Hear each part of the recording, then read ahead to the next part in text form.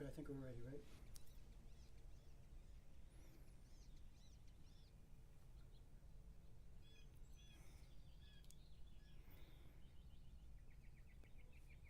Hey everyone, we are here at our St. Jude Dream Home. This is at the Blackwater Run development off of Rivermont Avenue in Lynchburg. This home is valued at $580,000. It's being built by LG Flint this year, the first time that they've come on in for the campaign. And today is the first day that you can reserve your St. Jude Dream Home ticket. People have been calling this station for weeks now saying, when does it start? When can we reserve a ticket? Well, today is the first day that you can do it. I want to take you inside the home and talk a little bit about this campaign and the impact and some of the trips that I've taken to Memphis. Come on in. Let's go in the front door here. This is one of the first times I've been here that the front door has been on the house, so that's kind of an exciting thing. All right, well, welcome to the St. Jude Dream Home. It's an open concept this year, very mid-modern. The layout's very different from any of the St. Jude Dream Homes that we've had before. They haven't done the flooring yet, so you can still see where all of the sponsors came and signed the floor. That happened in April, and it's just messages that will always be on the floor of the St. Jude Dream Home. Messages to the kids at St. Jude, to the researchers, to the doctors, and really to whoever wins the home for supporting the cause here. For $100, you could win this home, but you have to reserve your tickets today. That is the very exciting part, is that we are one of the fastest selling campaigns in the entire country. I am so very proud of that. I've been to Memphis now 6 times. I didn't get to go one year because of COVID. And every year that I've gone, it's had such an impact on me, and I hope it is impactful in the stories that I tell you. And I think it's one of the reasons why this community has been so involved in this project, is the stories that we tell about the kids that they're helping. They're helping kids around the world. They're trying to cure cancer. They don't want to stop until they've cured pediatric cancer. But they're also helping children in our area too. And they're also, with the research that they develop, they're sending that out to all the other children's hospitals in the United States and around the world so they can help cure cancer as well. I've met lots of families from this area. I've met lots of families from all over the United States who have been at St. Jude getting some treatment. One of the most impactful ones for me was Cindy. I met her in 2020 when we went in January. It was right before the world closed down. And so that's probably, oh gosh, that just gives me just this weird feeling in my stomach. That's the year that one of the last years we got to meet patients who were still in treatment at the time, because protocol is just different now because of COVID, and I think that's maybe for the best. But Cindy was still in treatment. Her mom had just had a baby. The whole family was there in Memphis for her treatment. And they were just so thankful. They're from Oklahoma. They were so thankful that they could be there for Cindy's treatment, that they could all live together in an apartment, that they didn't have to worry about when the bills were coming in, because mom had to quit her job so she could be there for treatment. Dad was going back and forth, so they didn't have to pay for travel or lodging when they were doing for all that. And then feeding this family full of kids, they didn't have to worry about that either. St. Jude really took care of the entire family, not just Cindy. And for several years, we kept in touch with Cindy and her mom. When we first met her, she had a bald little head, ran in, gave me the biggest hug.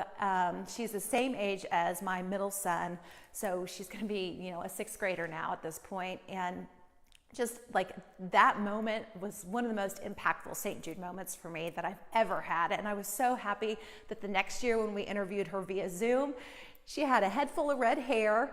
We talked to her then, and one more year after that, and it was just really neat to see her post-treatment, how her life had changed, that she was back doing the things that she loved to do, and the impact that St. Jude and the money that we raised with this project had on her family.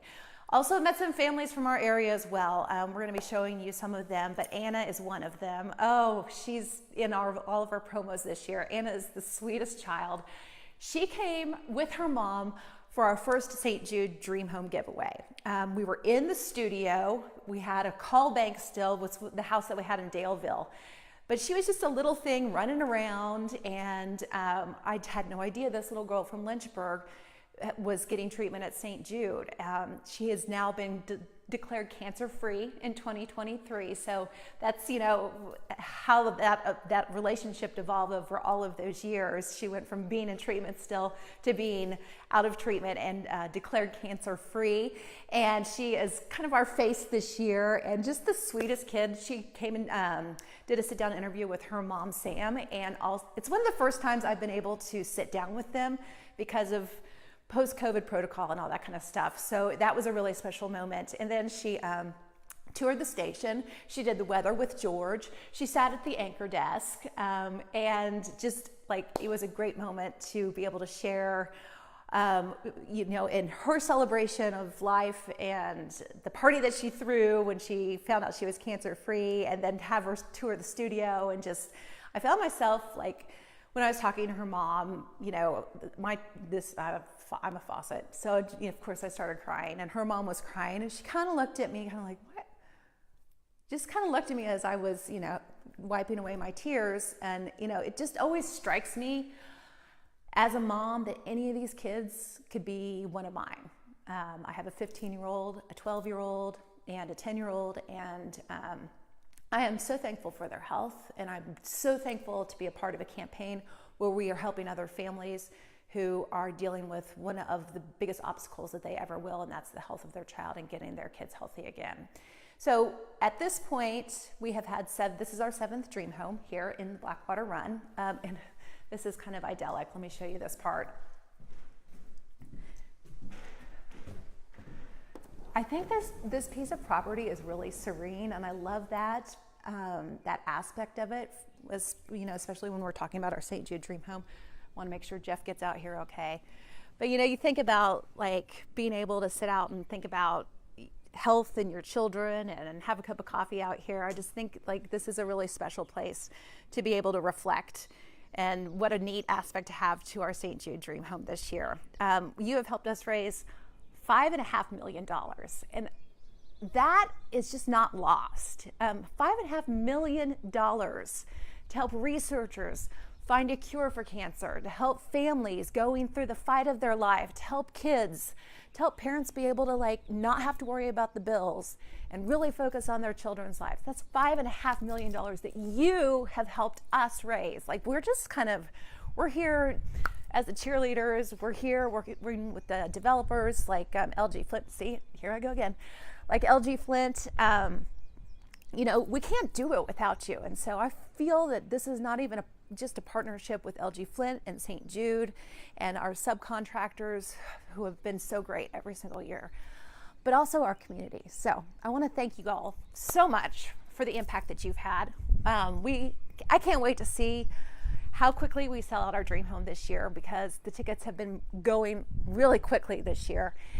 And then we're going to give it all away in August. I do want to also, we're going to have open houses this summer. And so I think it's so important to come also support the project in that way, support the subcontractors who, you know, don't have to do this. They don't have to give their time and their talents in this way, but they do. They believe in what we're doing here too. So thank you so much from the bottom of my heart, from WSET, all of our staff who, you know, gets excited and happy about this project and really pushing for it and does the stories.